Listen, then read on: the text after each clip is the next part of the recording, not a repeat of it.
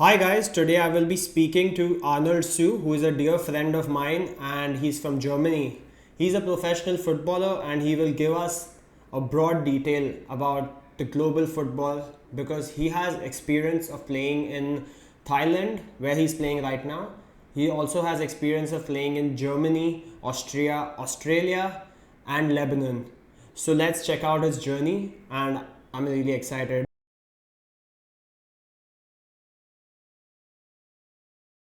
How's it going? Yeah. All good, brother. All good. How are you? Good to Good to see see you. you. Yeah. What's been happening? How's the new club? How's Thailand? Thailand is good, man. Thailand is good. You have peace of mind over here. Oh It's my good. God. And you're in Chiang Mai. Chiang Mai, yeah, north of Thailand. Wow. How is the management treating you? All like they're comfortable, and how was the first game? I actually played two games already. Okay. The look, let's start with the management. Everything has been good so far. Everything has been good. The club works really professional. I came here, the accommodation, the car and everything that was discussed prior to Yeah. coming here was already set, so that was good. No issues there.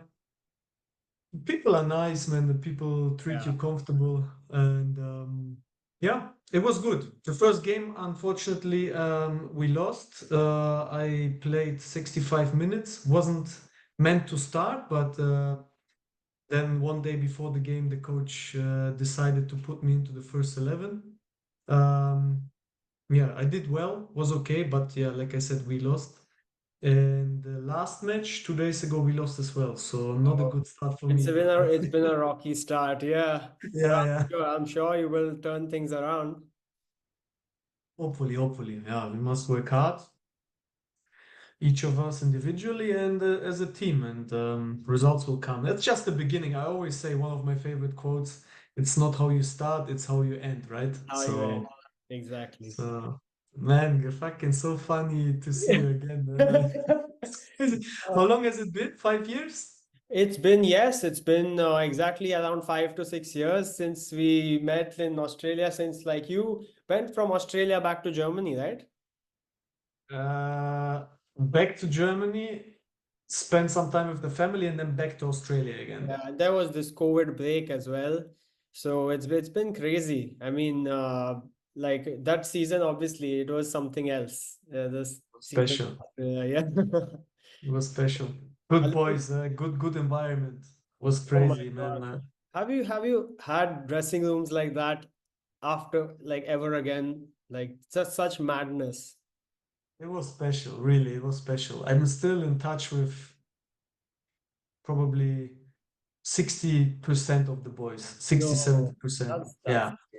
Even in close, close contact, like you reach out, you ask how they are, you are interested in their lives, it's yeah, man, I made good connections there. it Not was. only the players, also Coach Sam, for example, you remember, Yeah, Coach Sam. Oscar, yeah, Oscar Oscar, was so good technically and was yeah. nice. And No, it was good. It was good. I'm in touch with Big Matty. Yes, only sometimes, through Facebook, maybe. Yeah. Big Matty, man. Yeah, he was really big. Yeah, I wonder how he ended up in football. It's very I'm very curious. To be honest, his football understanding was not so bad, huh? But it Okay. just, it's not typical to see someone his size, let's put it that way, in Yeah. football. But yeah, no, it was crazy. It was fun times, man. So what have you been up to when after that? So So you went back home and then I went back home and I got into finance. I played football on the side in Mumbai, but yeah. I fully focused on equity markets and started trading. And I just like recently, a year back, thought that I should get more into sport and more into football. So I started this consultancy called Finspo, and Mhm. I'm giving my football agents, FIFA agents exam now. Oh, In really? yeah, yeah. Oh, nice. Yeah, so I'm like it gives me access to like be an agent all around the world, because in India, just in India, it's not a big scene. Like it's not um, football is not as popular. Even if it's popular, there's not enough money in the industry yet. So having a FIFA's registration gives me access to like the worldwide scene. So that's why I thought I'll do that. And I'm trying a multiple things in this, podcast being one of them, to like share knowledge and increase like the base of knowledge that I'm creating through the consultancy. And Interesting.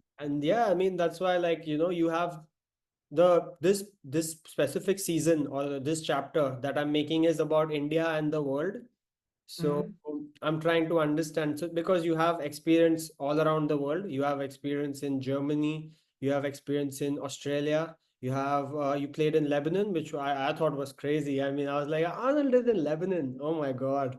Wow. And Many now, people, that's the first question that comes up. Lebanon? Really? Is yeah. there? I thought there's war, people don't I know, was man. I People was don't know. scared, man. Honestly, for a moment I read Lebanon and I was like, man, that's a bold move. But also it Yeah. was inspiring. Honestly, uh, yeah. Now we can go more into detail later regarding Lebanon. Keep talking, keep talking. Yes, I mean, for starters, like when you started your journey in Europe, which is like every Indian kid's dream to play in Europe or in the UK. So that's like Mm, pumped here. The marketing is crazy. mm. So you It tell is. us like how was that? How was like moving up the ranks in Europe and in Germany? How was the agents part? Like how did an agents play a part in your growth as well? So that's something that is the first thing that comes to my mind. Yeah. Look, where should I start? Yeah, I got into football when I was probably 9 or 10 years of age. So quite late actually, if you compare to other players. Most of them they get into football with 5 6 years. They start with academies. I didn't like football at the beginning. I don't know why. Maybe because my father tried to push me to be a football player. When you Yeah. push a kid, they resist. They don't want.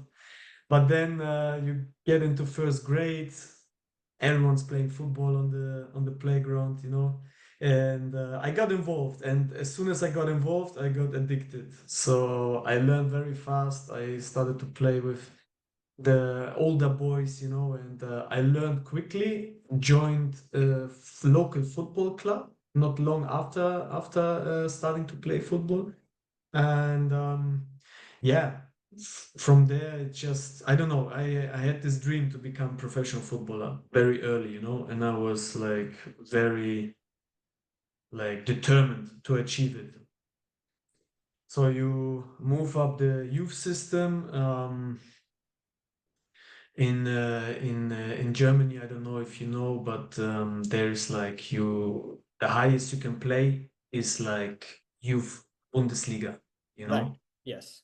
Yeah, and below that you have the regional league is also good. Like you have quite a lot of leagues in football in Germany. Is like it's crazy. You have so many teams, so many divisions, and I was playing for this local team, did well, moved then to the biggest club in my city, which is VfB Lübeck.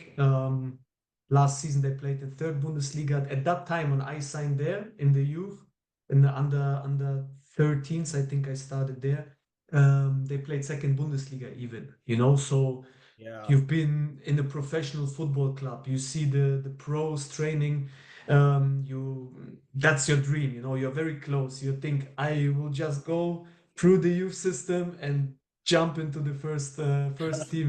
Yeah. um, that's the dream. Reality is it's obviously not that easy, So you have other players around you who have the same dream. They are all fighting for that spot, and yeah, I was I think I was regarded as one of the biggest talents in my city and in that football club. But then, around the age of 16, 17. I I think it was no, it was actually close to the under 19s, you know, just before you jump to senior football. I started to have Yeah. some issues in the club. Oh, Um, just some arguments of coaches, you know, you're a teenager, your that happens. character changes a Always, little bit, always you know. happens. Yeah. Yeah. So I had some arguments, had to leave the team, and yeah, long story short, I think it was my last year in under 19s. I could have played another year in that team, but because of my arguments, I had to leave. Oh, And I didn't know what to do next. Ah, sorry, I have to mention because you asked about the agent part. That was also the year where I first got introduced to a football agent. So when I was around 18 years, that that was the was the first. first time. Was it because it's like only legal to like be represented when you're 18? No, it was Uh, just First chance. of all, remember this is like almost 15 years ago, you know. So Yeah, it yeah. was you there was no social media back then, you know. Mm. You to find an agent, the agent must actually come to watch your game. You Okay, understand? okay. It's So luck by nowadays, chance. yeah, man. Nowadays, you get just recruited online. You know, they see you, That's they great. watch you, they check transfer market. They say they see this player is free. Okay, so then they approach you through social media or they get your number from someone. But back then, it was really by chance. And I remember there was I think we played against Werder Bremen, the Very. second team, Yes. and there was this guy, he was watching me, he liked me, and he was like, hey, Arnold, what is your target, you know? And I said, I want to become a professional football player. He said, I can help you with that, you know? And then he was talking about this second and first Bundesliga teams, and my eyes, you know, just open. I was, you know, Oh, I had yes. stars in my eyes, where I was like, Let's okay, go. get me that, yeah, man, let's go, give me that shot, you know. But yeah, then, like I said, it was if I remember correctly, actually, yeah, that's why I started to have these problems at my club, because this guy started to organize me trials at Hamburger SV. We went to Cologne, you know, um, and my club didn't like that. Oh, They yeah. didn't like that I went on Seeking out trial. other opportunities. Yes. And what happened? This is football. Nothing of this, none of these options that we tried worked out. So I went on Cologne. I think I did an amazing trial, but they just didn't take me. I went to Hamburg. Hamburg wanted to see me in a game. What Oh, did my club do? They said, we ban you from the next matches because you just went on trial. We don't, they didn't want to give me that platform, you know. So it was just 2 games left that season. They said, Arnold, no, you're not playing the last 2 matches. So Hamburg fell through. I went to St. Pauli, didn't work out for whatever reason. Because I'm saying for whatever reason because I did well in the trial, you know. yeah. And 6 months prior to that, they actually wanted to sign me. And then 6 months later, when I went there again, it didn't work out. New coach, didn't like my style, whatever. So, what happened to this agent of yours? Did you like stick with him or? Yeah, it's a long story, man. It's so long ago. That's why I'm a bit, maybe Yeah. it's a bit confusing the way I explain you this, but No, I mean it's perfectly fine my what I wanted to say is in the end, I didn't get in the a journey. pro club. Yeah. Okay. And I Yeah. was still, I'm gonna say I was trialing with under 19. So I still had, I was, sorry, maybe I was 17 years that Okay. time because I still had 1 year in the under 19s to play. Nice. Okay. So now none of these options worked out. My other club also didn't want to take me back because of this Because of the factor. argument. Yes. Okay. So I had the decision to make. What am I gonna do? Do I play another year in under 19s, find another team in the region, or do I go Yeah. senior football? You know. And at that time, we made the decision with my agent, with my father, to go and play senior football. and I actually signed in the fifth division then for senior football. So I started in when I was 17. I already played senior football, and I think it was a very good move because I got accustomed to the intensity, to the physicality of first team football. And 6 months later, I actually signed an MSV Duisburg, which was a second Bundesliga club back then, and I signed for their under 23s. Nice. Okay. Yes. And that move was enabled by my agent as Okay. well. That's Yeah. what something here as well in Mumbai and in India. So I see a lot of our players as well from playing in the under 19s and then getting lost in the system somewhere. So that transition, I think, is from under 19 or under 23 to like senior football. I think it's very important to like give more opportunities to these players, even if it's for like 10 minutes or 15 minutes. You can like young players really have that kind of burst of pace and burst of enthusiasm to like make a difference in that time. Mm.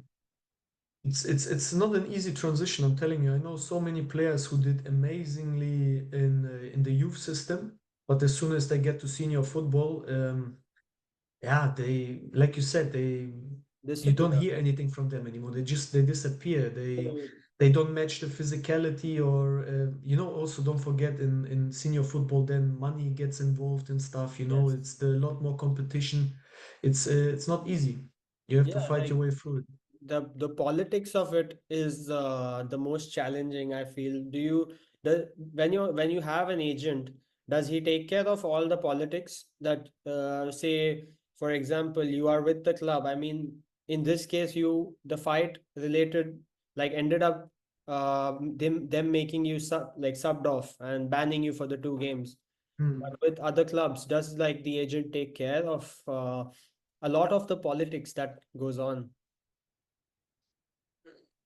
I think that it depends on the strength of the agent. His how you call it, reputation. Yes. If he has a good reputation, yeah, for sure. I think it depends on the kind of player that you are. If you are wanted, if clubs want you, you're in a stronger position. You Yeah. know, but if you're nobody, it's very difficult. Even for the agent. Um, that's why you can make the job of the agent easier by doing well. You know what I mean? Yeah. Yeah. I remember like Agent, don't misunderstand. The agent can also help you to do your work better. For sure, he can cover you. He can, if he has a good relationship with the coach or with the management, he can buy you time. You know what I mean? yeah, he can buy Um, you like a few games extra to prove yourself. Exactly. Or even just the chance, like put this guy on, give him a chance, give him a couple minutes. For sure, there's a lot of this kind of politics, this kind of moves. That you see that a lot of times, especially if it's a big agency.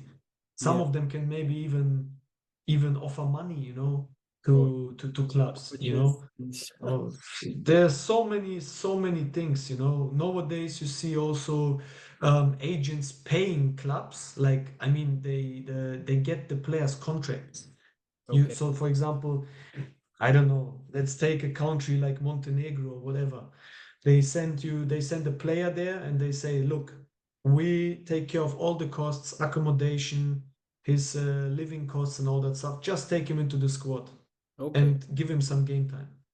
You Okay. understand? And the club has no risk. They don't lose anything financially. Yes.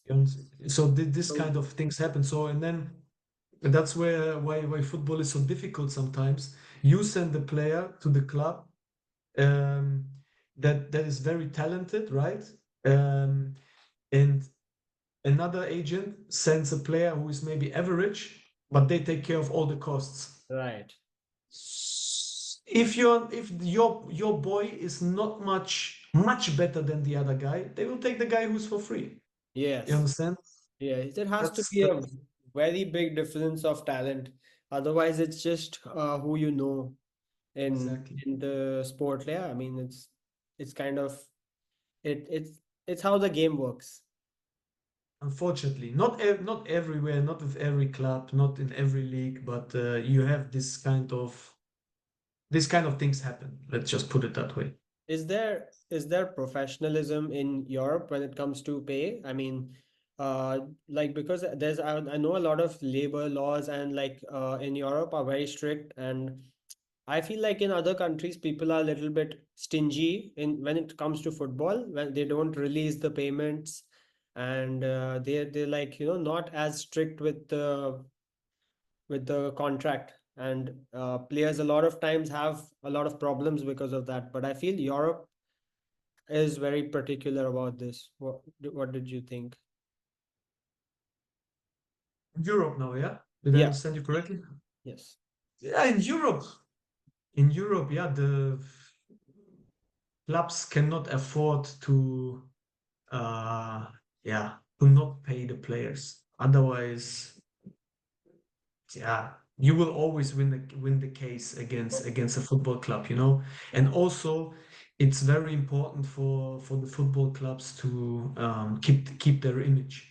Yeah. Once someone hears this club is not paying, man, good players will stay away from that club. You know what I mean? Did you So. did you have Mhm. that kind of experience anywhere in and around the world that you're not Yeah, I had it. I also had in Germany cases where I was waiting for salaries. Maybe I had like 2 months outstanding payments, and then they would pay. They would inform us. They would tell us, okay, right now we are waiting for sponsors to pay or whatever. So they would delay payments, but eventually they would pay. And you, as a player, you knew the money is gonna come. You okay? know, At least it, you knew the money's gonna come. yeah, of course there are cases around the world, and I also experienced a case where a club just went bankrupt, Oh, and then you can't do anything about that. You yeah. can only ask FIFA to maybe reimburse you a small amount of it. You know, there's a FIFA fund that supports players who are in this situation. But it happens, man. It happens all the time. You see in Greece, in Turkey, in everywhere actually, man. It happens. In countries like France, Germany, England, less Hmm. because the clubs they have more than one owner behind them. That's the benefit. For example, in Germany, you don't own the club by yourself. The fans own also a certain percentage. You understand? Okay. Right. Yes. Yeah. So, but in other countries, there's one big owner. He puts the money in. If his business fails, the club is also gone, you know? Right. So that's the danger of having only one guy running the show, you know? Yeah, I think it's a big example because I have a lot of cases in Mumbai. There's a particular club in Mumbai, especially, who's notorious for not paying people's salary. So Mhm. like, and they just don't pay at all. Like every time they just like blatantly say that, oh no, you're not gonna get it. And No, but this is also funny, and I hear this kind of stories many times. Eventually, the player goes to FIFA. As soon as they receive the FIFA letter, the clubs they pay if with interest. yes, yes, So they have the money. They yeah, just want to make you suffer, and yes, in the end they pay you. So this mentality I don't understand at all. But I hear this many times, bro. As soon as the player wins the case, they pay you. They pay you, and they pay you with interest. interest. It's crazy, man. It's Uh, really crazy. So my point is this: I understand clubs who don't have the cash, who maybe sponsors, yeah, maybe sponsors didn't pay, maybe I don't know, the owner's business failed or whatever. This shit can happen, you know. yeah, Um, if you can't pay, in this case, I understand. Okay, the club, you go bankrupt, the club disappears or dissolves. But if you have the money and you don't pay the player, this part I really don't understand. I want to understand that mindset, but I don't get it. yeah. I think even like with Richmond, it was funny that I remember you left like a little bit earlier. Like three or four games were still remaining, and you left a bit early. What had happened then? I didn't leave early. No, there were like two or three players who left. I stayed until the last game Oh, actually. you stayed until the last game. Okay. Yeah. But With the other boys, I don't remember. I assume they signed a contract somewhere else somewhere. because Yeah.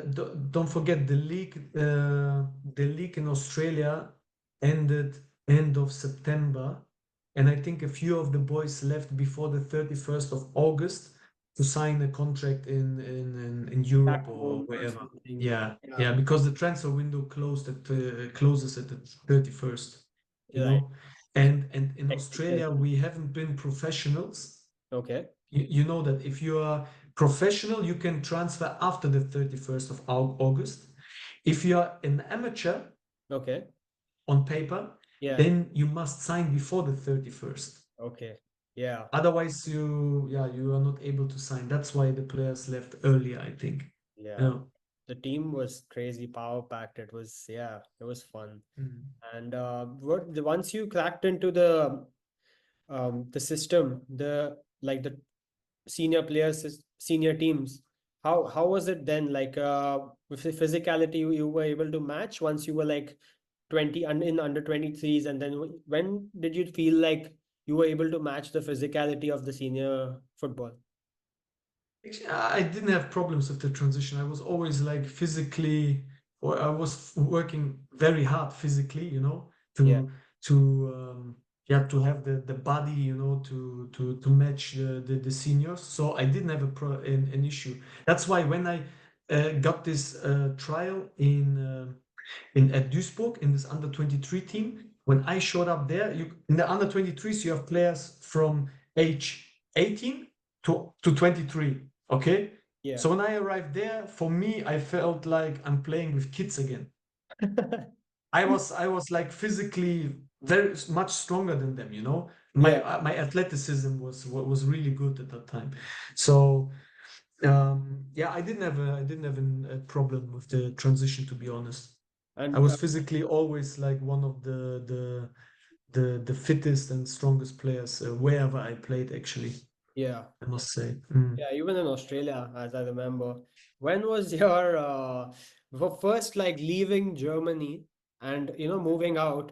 Where was your first move as a senior player? And like your agent obviously sorted that out.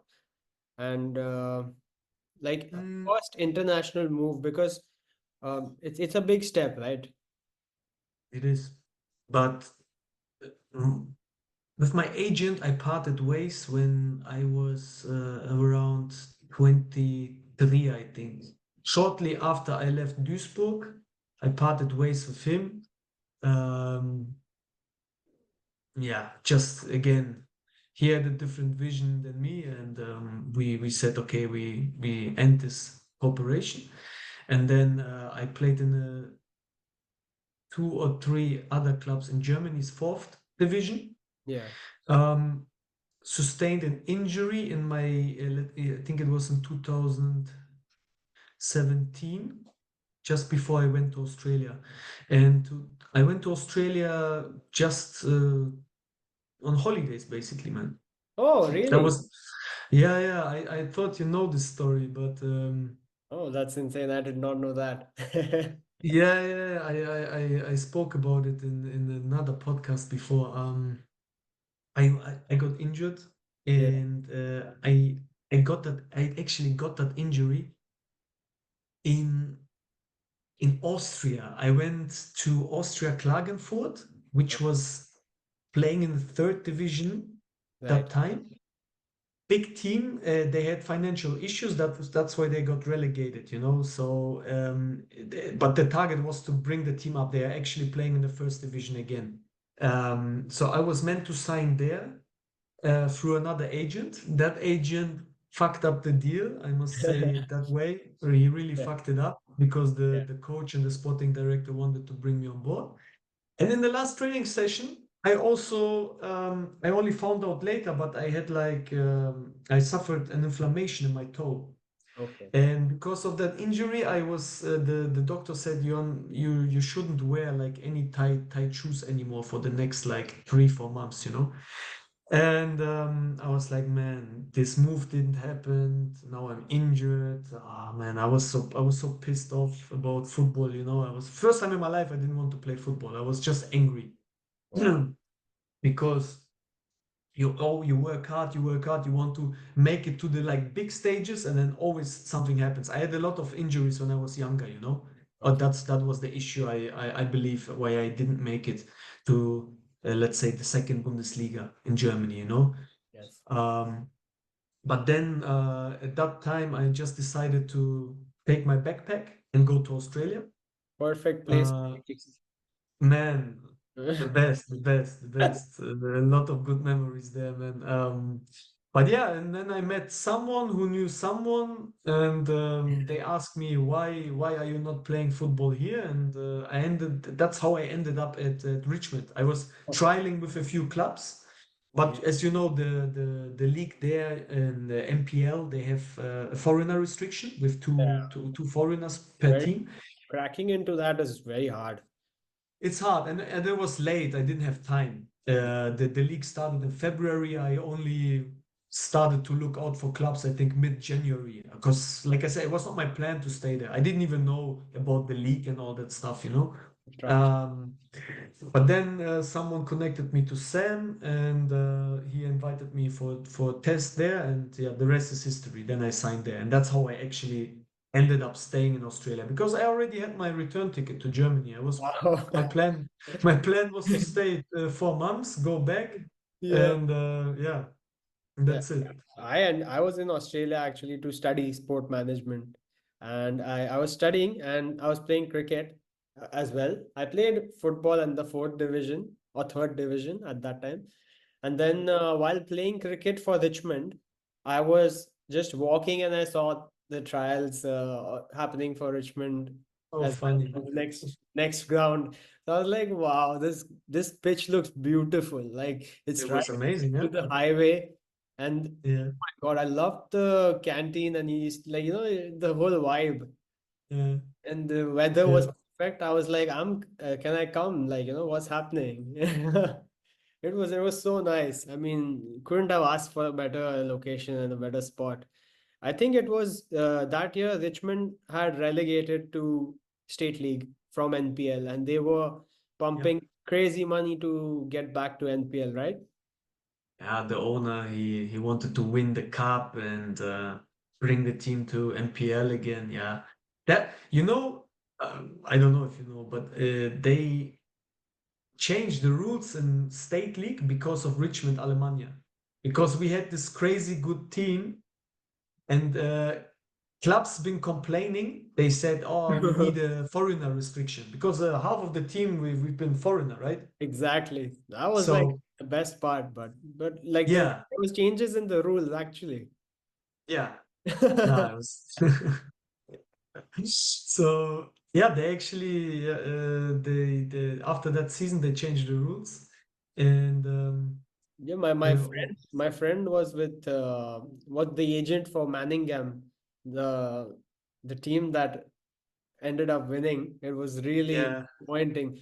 It was so close throughout the season. So Manningham got a lot of foreigners as well that season. mm, not as many as us, but with that year the problem was the management. They didn't. They were so impatient, you know. Then yeah, what we discussed earlier, the president then started to not pay a few players because he was angry about one loss that we sustained one time, you know, and yeah, then they changed coaches, then a few players left, you know, he brought other players on board, so they've been not patient enough. If he was more patient, for sure we would have, yeah, um, but yeah. That was the issue. But what was the main question? So yeah, actually to answer the initial question, I didn't make my first international move through an agent. Okay. It was just by chance, you know. And then after that, I played another season in Australia. That move I also did by myself because, yeah, I did well the first year. Yeah. Clubs reached out to me, and so I didn't need an agent. Yeah. But then I started talking with few people who said, "Why don't you try Southeast Asia, Thailand? Football is big there." I didn't before when I was playing in Germany. I didn't know football is big in Southeast Asia, you know. Yeah. I didn't know of, about the league or anything. And one of my good friends was friends with a guy who played in Thailand before, and he was like, "You should try that." And that's how I actually got into Asia. Then I started to reach out to a few agents who are in Thailand, you know, and yeah, that's how I got here. So Yeah, I yeah, think that's one luxury, like the passport, like the German passport. That's something that you can go and like you can travel and you can find work as well. So that's something that, as you know, Indian players are not able to do. So that's why I think and they would require an agent to like get the deal done for some, or they have to maybe study in that place. So that's kind of like the barrier there. it's a huge benefit. That's why my mother, when I was 8 years of age, I had to make a decision. I had the Kazakhstan passport and I had the German one Oh, because I was born in Kazakhstan. no way. And Lucky. yeah, Yeah, so my mother, but I could only keep one passport, and my mother obviously has chosen the German one because it's stronger and you have stronger. more benefits. For sure, man. The passport plays a big role. Huh? It's look, African players, how hard it is for them to get into the European market. Exactly. Very difficult, No man. matter how talented they are, they're like athletically blessed and also really talented footballers, but they just can't get into that system. It's very difficult, man. You know, many guys reaching out to me, hey, can you help me? Can you get me into this club or into this league? I said, man, if you don't have a 1 year visa, if you don't have, yeah, a European parent, and if you can't apply for the passport, man, sorry. Yeah. I would like to help, but this is the reality, man. It's very difficult, especially in the lower leagues. You know, if you like, of course, if it's a really good player and Bayern Munich wants to sign them, yeah, Yeah. Bayern will find a way to get a passport for this kid. But if it's like fourth division or something like that, Yeah. very rare that some club will go through the whole process to Right. get this player. You know, so Yeah. it's yeah. The how do this one video that shows like the starting line and then participants. Did you see that Yeah. video? Yeah. Yeah. Yeah. And then they say the guy who's the announcer says, okay, everyone who has a I don't know rich parent go 5 steps Yeah. forward. Yeah. You know what I mean? So Yeah. we Yeah. don't start from the We same don't line. start. Yeah, yeah, yeah. That's just like I remember. Oh my God! Like everyone's like it's so different. Like everyone's like spaced out in a huge different way, It's, and someone has it's true. rich parents and this, then that. Like yeah. It's So true. And brother, like I said, the German passport is a huge, it's in my case, it's a huge privilege. But again, the passport, the passport, that's not the factor why you sign in a football club in the end. It can help you to get to that country, you yeah, know, but in the end, it's it's your your performance work, you and know. your work ethic, 100%. Mm, yeah. What do you think then? Like you've been to Australia, Thailand, and Lebanon. Mm, Uh, mm. which one do you think is the best, was your best experience out of these three? They've been all so different, man. Yeah. Australia will always be special because it was the first time I went overseas. It was the first time I didn't see my family for a year. You know, even that part, you know, it's crazy. You stay away from your family. You don't see them. It's different. And then your football club, your friends over there in Australia, I mean, they become your family at that Yes. time, you know. So It was definitely the most intense experience, I would say. Um, but every one of these experiences was special in its own way, you know. Yeah. Um, You were gonna tell me about Lebanon, and Lebanon, how did that happen? mm, football, man. Football. What doesn't happen? Football. You know, you are you're a free agent. I was actually that season, so last year, I received an offer from Azerbaijan. Wow, big. Yeah, man, I was really excited about that offer because Azerbaijan league is quite good, you know, and the you if you do well, you can maybe play Champions League or something like that Yeah. afterwards, you know. So I was really excited about that. This deal, so I had the official offer already, and then the owner of the club. Uh, I don't know if they changed the owner completely, but a guy with Shares, more no equity, with more someone with more money came in, money. Okay. you know, and he was also bringing his own people in then, you know. So my offer fell through. Like I was already 95% there. They got me the visa and everything, the flight tickets, and then last minute it got cancelled. Oh shit, man. And that was yeah. I that was last year.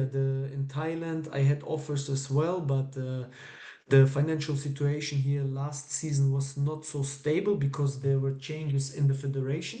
So I didn't wanna go back here at that time, and I was thinking about maybe stay in Germany, play there in the fourth division for 6 months, and then see how the Yeah. market is. You know, maybe there would be other opportunities then in Southeast Asia. Um, Went on trial with with a good fourth division club in Germany in the West Zone. I don't know if you know much about the fourth division there, but especially the West Zone is very, very strong. You can look up a few clubs there. It's like, Yeah. yeah, you have attendances from 3,000 to 15,000 there. Wow. You know, yeah, it's quite big. You have many traditional clubs there. It's very professional. And I went on trial. I remember Friday training, Saturday match against a third Bundesliga team. I did well, scored the goal. We lost 2-1, but I scored the goal. So I was like, okay, everything good for sure. I will sign here. Next day, I receive a call from my agent. Okay. By the way, my agent, I must say, you know my agent now, I know your Evangelos. agent, I think. Yeah. He just finished his career, you know. So, Okay, let me guess. It is Evangelis Kraparas. right. Evangelos, yeah. What's He let's give a shout out to his agency name. It's My Fight feed Football, My Feeds Football, Fides football. Feedus Football. What does Yes. Feedus mean? Fides means, if I'm pretty sure it means like belief. If I'm not if I think I'm that's why he says Fides football, we believe in you. I think it's is it a Yeah, Greek word or Latin word for belief, I think. well, But yeah. I need to double check. I have to say that guy's left foot. I was like when he used to play at Richmond, I used to see his videos and like his live performances, like training. I used to like love how he used to chest the ball and like fend away like the defender and like go near post and almost fool the keeper. Like he used to make it seem like he was hitting the far post and always go near post or far post. Like, it was lovely. The finishing was nice. Good player, great guy. And we've been playing in 2022. We played together in Thailand, and shortly um, after having some difficulties with his own career, he decided I will go all in on the agency. Stopped his career, and now he's a full-time agent. Um, so he has a partner. This partner knew a Dutch agency, and this Dutch agency was looking for a winger for Lebanon. Okay. And I was first like, man, what, Lebanon? He mentioned that project a couple weeks earlier, but like I said, I was already 95% in Azerbaijan, so we Yeah. didn't speak about it anymore. And then what happened then? Yeah, then after this trial, the next day he's calling me, said, Arnold, they desperately need the winger and they want you. I showed them your videos and everything, they want you. I said, okay, the offer was very, very good. Very financially, my the best offer I ever received. Wow. And I was like, okay, let me get some informations first. He said, Arnold, don't worry, let make the meeting with the agency in Holland. Okay. They will explain you everything. So I had this meeting, they explained me the whole situation. Then I started to research a little bit about Lebanon. And I knew I saw a player from Germany who was already there. Oh, nice. And he said, Arnold, it's amazing. And I saw two Dutch players signing there. One of them was playing in MLS before, and he played in Netherlands first division. And I was like, this guy would not go there if it was like completely shit or chaos, you know. The other one was 26, was playing in Eredivisie, first division Netherlands as well. I Yeah. was like, if this guy goes there with 26 years of age in his prime, it must be good. And the coach was Dutch. Yeah.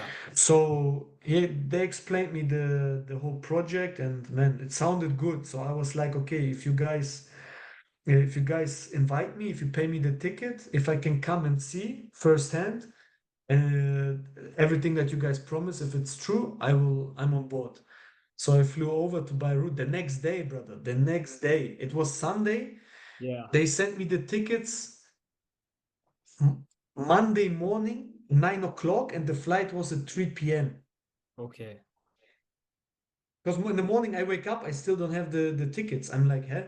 I call this agent, and then 30 minutes later, he sends me the tickets. He said the ticket just arrived. So I packed What? my bag. Yeah, yeah, it was, man, it was So fucking 9 o'clock. within 9 9 o'clock. o'clock. They sent me the tickets. 3 p.m. is my flight. So I Oh, packed my bag. I went, please. I had an hour drive to the airport, checked in, flew to Beirut, arrived there. It was a long trip. I had a long stopover in Turkey. So I arrived there at midnight in Beirut. Someone from the club picked me up. I Yeah. checked in the hotel. Next day training. Day after I had like it was I had the pre-offer, but they wanted to see that I'm in good condition. Okay. So I was training one session and then played 45 minutes the following day, and then we just signed the contract. Um, and man, it was crazy. It was so spontaneous, man. I never happened to me before. Yeah, I mean, it's crazy like how quickly everything just happened. Like in 2 days you were there and you were like uh up like signed for this club. They had to act fast because the transfer window was closing, I think, Okay. 5 days afterwards, and and yeah. Dude, but And how like I have this thing where how do you travel and maintain shape for the games or the trainings? Like, it's you're going for a trial and you fly in and you're like jet lagged or something. People obviously have a lot of problems and travel, and then you're ready to like you in your case you have to go and give in a trial and you be your best. Or do the like at the trial do they give you some kind of a leeway or they take it easy on you because you if just if have it's a professional coach, he understands that you've been Mm, traveling for 10 hours or whatever. Of course, the first session will never be hard, or they will not judge you in the first session. They will see you're not forgetting how to play football just because you're traveling 10 hours, right? They see your touch and everything, but they are not expecting too much physically from you at that day. Just, it's just like an easy session, usually just some passing, whatever, some finishes, but everything like very, very slow, And also like it was one day before the match, so the whole team is training okay, easy, like light. easy. Yeah. So, and then the day after, yeah, man, it's of course it's still you feel it. You're not 100% fresh, but man, you, you just give your best, and hope that it's enough. That's it. Yeah, So. I think yeah. I mean, that's great. I mean, I hope your Lebanon experience was nice and in the club did well. Overall, yes, yes. It was very professional, especially in the beginning. Especially in the beginning. Later on, we had some changes within the club, but I never had any problems with the finances or something. That's something that I was afraid of at the beginning, but the owner was a man of his word. He when he said money comes on this date, it was always there, and everything they promised, they kept their word 100%. So I can only say positive things about that experience. I mean, about the football experience. No, about the club, I can only say good things. About the football itself, we didn't reach our target, becoming a champion. They really wanted to become champion in that year, although the club was third last in the table the year before. Ooh, That year they invested a lot of money, so the expectations are obviously very high. yes. But in football, yeah, money is one thing, but you need time, you need a plan, there are so many factors that decide whether you win a league or not, But we ended up being fourth. I think Oh, fourth, yeah. Yeah. It was an okay season. For me personally, not the best in terms of statistic. I didn't score as many goals as I wished, but um, it was challenging. I was playing many positions. I he I could play one game as a right winger. The next game I would be in central midfield. Another 2 games I would play as a right back because we had some injuries there. So I was the fireman. Wherever we yeah. had fire, I was there to Shit. to Oh, you know what I mean. wow. The selfless. So yeah, no, he. I think that's something coaches like about me. I Work play ethic. for the team. I Yes. play for the team, So if you need me there, I will give my best on this position. I will never complain or something. Yes. Um, but yeah, so overall it was a very good experience. That you had the war in Gaza, as you Exactly. probably That's what I was thinking, dude. Like, how is there an impact or was there an impact at that time? it's- there was fear at the beginning, especially in the beginning, because yeah, me and the other foreigners, we've never been in this kind of situation before, obviously. So especially when you then follow the news are always more horrific than the reality, you know. Um, and I was watching a lot of things. I was on Telegram. I saw like crazy things happening. So it was real, right? Okay. But the impact we didn't feel the impact in Beirut. So Oh, okay. Beirut is in the middle of the country, and the conflict was more in the south. I have players, or I had teammates who have family in the south, and they would also, after when we had a day off, they would travel back to the south. Um, they could hear the jets, the fighter jets. Ooh, They saw explosions. People got killed. Don't misunderstand me. People died, 100%. But it was not as dangerous as it was depicted in the news. Like I received probably 10 emails from the German embassy, um, wow. asking me to leave the country, as quick as possible. We don't want to evacuate you, and just leave the country as long as the airport is open. But received these messages throughout the year, Yeah. and nothing happened. I must say, lucky, yeah, there was always the chance that something happened, but I must also say the club always reassured us that whatever happens, they will look after us. And in worst case scenario, I also believe that the embassy would get us out of there. But there was always the chance that you might be at the wrong place at the wrong time. You know what I mean? Yeah. Sometimes Israeli Israel's how we call them. The Yeah, air, Israel airplane. would target the like Hezbollah members, for Oh example, yes, with drones, and they yes, would just attack the cars. But what if you stand next to the car? What if your car is next to it? So there was collateral damage. yeah, Sometimes people died because they were close to to Hezbollah members, you know. And there was one bombing in Beirut that was also concerning, yeah, yeah. But yeah, overall, man, the people they've been in conflict for many years. You know, they experience it, so they love life, man. oh, There's war, but they continue life. They still party. They still go to cafes. They still go to work. I was, it was inspiring actually. You know, exactly. it was fucking inspiring. That's what I also took away from it. That it is crazy that you're there. I mean, it's the biggest like example of the love for football that I have also seen in real life. Mm, As someone actually being in that place at that time, mm, I was very inspired, and I'm sure you being there and seeing the people and getting the energy that they have for life, it's pretty cool and pretty crazy if you think about it. And of course, you have experienced it. So mm. They, yeah.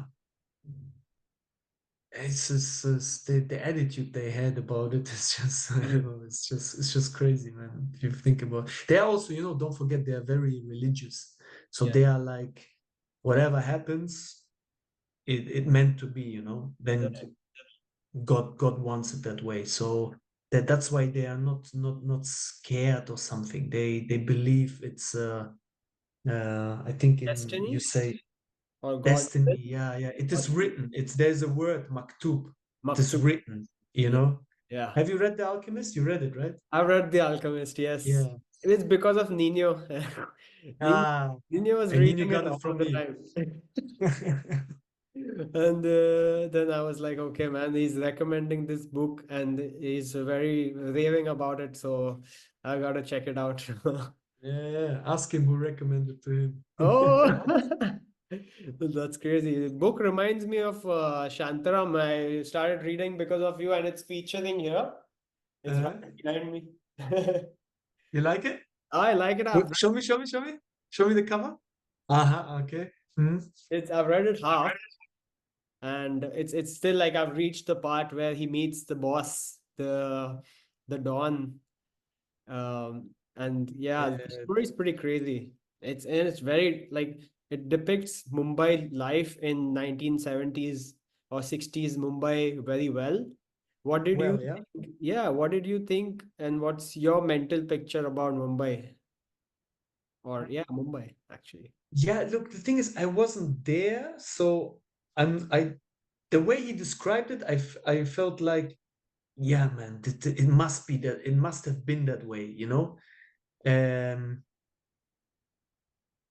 Man, I was similar to what I just said about the Lebanese people. When he describes the slum life and the way the people are just helping each other under these difficult conditions, man, difficult life conditions, it Yeah. was very inspiring, man. Yeah. It was fucking inspiring, really. That's why I really loved reading it. You know, I'm always inspired when people can smile under difficult circumstances, Yeah. you know? And yeah, he described it really well, That's really. that's the thing. I feel like when there's difficult conditions, people somehow find a way to smile. But when everything is going right, people are like, "Oh, this could be better. That could be better." Yeah, I feel like you don't have depressions. People don't have depressions in this kind in under bad conditions. Yeah, it's like They good. have depressions when life is too good, man. You know what I mean? Yeah, that's It's crazy. that's facts. No, But so I don't know. The I really enjoyed reading the book. But I wanted to ask you. You just said he described it really well. Did you? I mean, you didn't live in the 80s. You haven't been born but yet. But my parents have. and they haven't had to face the social consequences like this because they were busy building a manufacturing company. So their hustle was different, although things were messed up in different ways for them. Like when you're building a company, people try to like exploit you in different ways. So the Mhm. government tries to take something from you, and like there's The financing, corruption part. Mhm. corruption part. The financing is Mhm. difficult. Bakshish, they call it bakshish. Bakshish. Mhm. So their struggle was entirely different. But once I was born, like all these problems were kind of sorted out, and the all of the underworld has moved. Like, I mean, I'm no one to comment on the underworld. Like, I have no experience with it. We But believe you. but but from what I've heard about it, it's all moved to Dubai and like it operates from there. And there's just stories and rumors that I've heard, and I have like no personal um, proof, if I may, proof of anything. Right now, life in Mumbai is just like super multicultural, and Mumbai is like the best of the world. People just try and assemble here. You know what I mean? Like the best technologies and best things, best restaurant ideas around the world. So any industry, just people try to like experiment in Mumbai because you will find a crowd that is ready to spend money and is ready to experiment and is highly bored in Mumbai. So people are always ready to go out, and like that's what Mumbai has become. Although the struggling life of Mumbai, that at the moment I am not very well aware of, although I'm aware of the 70s and 80s, and that time, how Shantaram in the book, how he describes it, it was pretty accurate.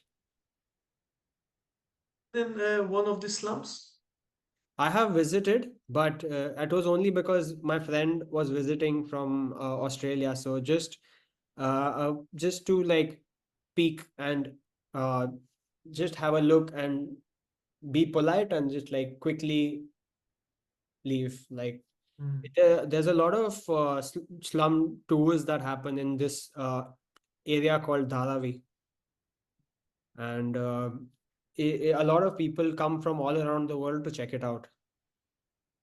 I'm not sure how I feel about it, but Mm. it happens. Mm. I think it's just an extra income source. No, I think the people there probably get Extra. yeah, some payment to show their life. But yeah, it's even today it's still impressive. I saw a documentary the other day. How many like small factories they have, and Dharavi. nowadays with the internet you can actually yeah, run your business from there. Like I don't know. There's this one guy. He was collecting plastic, and he recycled it, and then he made something out of it. And then he sold it like through. Do you have Grab Grab. in Grab? Yeah, the Grab application. Grab. Yeah, No, what is it about?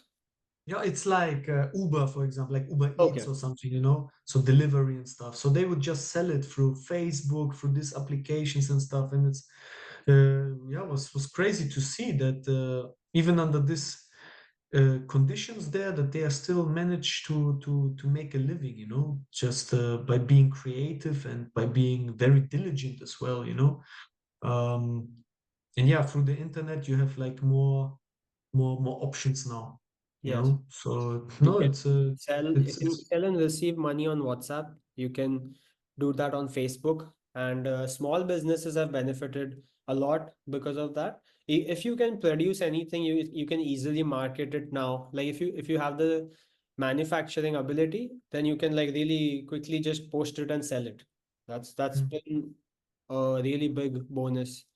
And mm, I mean, it's curiosity also like in production now. My curiosity goes towards make like producing food or making your own food.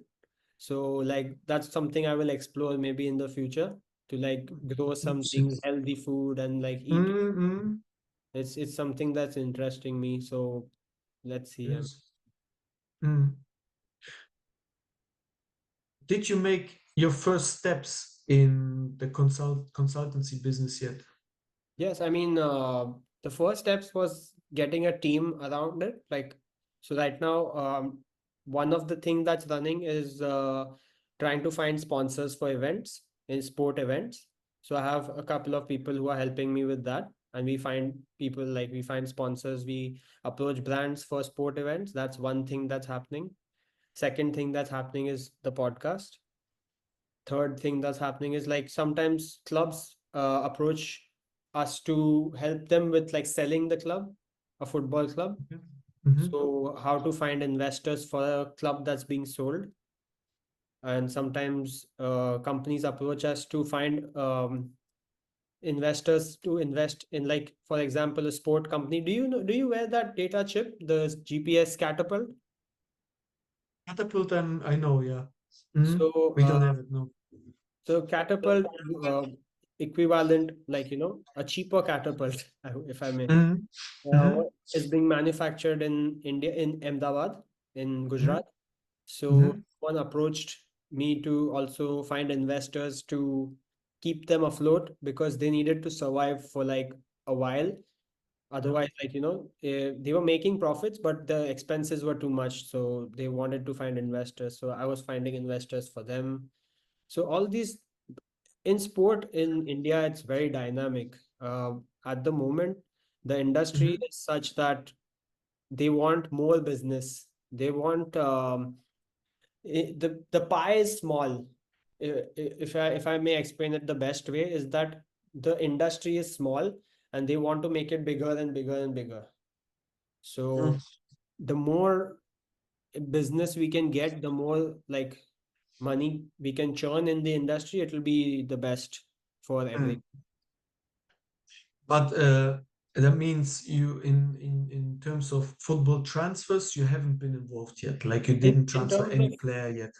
yeah, my friend from Melbourne, he sent me profiles of 7 Japanese players, but the FIFA exam, I'm not given the exam yet, so I didn't actually go and help him make the transfers. I've started reaching out to clubs and in India, the all the ISL clubs and I League clubs, so Yeah. that I know the hiring person or the coaches that are there, Mhm. so I can like establish a relationship till I give my exam in November. Then I can do the transfers later and Okay. get someone a trial easily. Mm. Yeah. Okay. That's good. Then yeah, I can connect you to Evangelos. Yes, yes, Then that you would be guys can do business together in the Indian one great. and That would be the perfect. other way. And He's in the end of the day, this business is all about networking, Yes, right? exactly. He is in Greece, right? No, he's in Germany. Oh, he's in Germany. Okay. Mm. He's Greek, but he lives in Germany. Okay. Mm. Yeah. But yeah, it's been a great chat, dude. I mean, I have high hopes from you in this season. Like I hope you score too many goals and like get us the best highlights of the season. Inshallah, like my Inshallah. Lebanese friends like to say, Inshallah. Yes. I hope that, yeah. Yeah, and if you have any last thoughts on India, on like, someday maybe you can come here and play as well. So if you have some like last thoughts in India, I would love it if you would share them. Yeah, I was speaking to coaches and to agents before. The market interests me for sure, and that's actually a country that I also always wanted to visit. So of course, if you can combine it to football, nice. But it it must be, how can I say, um, the whole package must be right, you know, if Yeah. you want, if you make a move, like you don't only go to a football club just because of the country or something, you know. There must be a Mhm. club with with ambitions, a club that yeah aligns with what you want to achieve as well, you know. Yeah. And so yeah, no, I'm open for it, 100%. Maybe you can facilitate that move. That would be awesome, man. But yeah, I know a few players who've been playing there, and Coach Connor was at, oh, now I forgot the name of the club. The Irish coach, Coach Connor, and he was at the in the Super League club a Okay. couple months ago. Edgar Marcelinho, Edgar our player. Marcelino, yes, he was playing at FC Goa, and yeah, he. I also had a chat with him about his experience in India. I think good, good. He's Yeah, the yeah. I mean Goa is also a nice place to be, no? Exactly. Goa is like, I think Kerala and Goa is the best introduction to India, in my Yeah, opinion. Like, and then yeah. you move to other cities. Kerala, I was talking to someone before Kerala, so I was offered at Kerala, but that was after my second season in Thailand. I did really well there, and then I had a couple offers from Indian I-League teams. Oh. But yeah, in the end, I stayed in Thailand, you know. I think So ISL would be the best. I League is mm, still, it's like, yeah. But yeah, Kerala is still good. Kerala has good I League teams. They won. They actually won. So mm, they yeah, so have been good. But yeah, um, yeah, we'll see, we'll we'll see. see, we'll see. Yeah, yeah. Yeah, I'm open for it, man, for sure. Yeah. You give me a call when you have a club. Yeah, when I have a good package, like, oh, ambitions are there, they want to win. Yes, that's when I give a call. 100%, bro. It's So good. good. It's been nice catching up. I hope you also had a great time remembering all your past clubs and having this chat. For sure. For Yeah. sure. I enjoyed it. Yeah, yeah.